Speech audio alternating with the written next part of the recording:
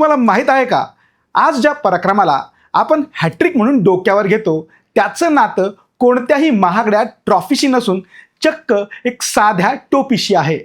क्रिकेटच्या 250 वर्षांच्या इतिहासात असे अनेक विक्रम झाले, पण एका गोलंदाजाच्या 3 चेंडूंनी अख्ख्या जगाला एक नवा शब्द दिला. त्याचं झालं असं की 1858 मध्ये जेव्हा स्टीफन फेरेन नावाच्या गोलंदाजाने सलग 3 विकेट घेतल्या, तेव्हा प्रेक्षकांनी जो जल्लोष केला त्यातूनच या हॅट्रिक शब्दाचा जन्म झाला. त्या काळी क्रिकेटमध्ये मॅन ऑफ द मॅच किंवा रोख बक्षिसांची पद्धत नव्हती, पण स्टीफनने सलग 3 फलंदाजांना तंबूत धाडल्यानंतर प्रेक्षक इतके खुश झाले की त्यांनी मैदानावर स्वतःची टोपी फिरून वर्गणी गोळा करायला सुरुवात केली. जमा झालेल्या पैशातून त्या गोलंदाजाला एक चमकदार नवी टोपी भेट देण्यात आली.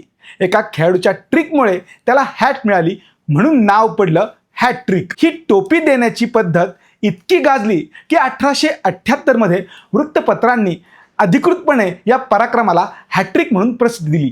पुढे 1879 मध्ये फ्रेड स्पोफोर्थ यांनी पहिली अधिकृत कसोटी हॅट्रिक घेतली आणि या शब्दावर कायमचं शिक्कामोर्तब झालं.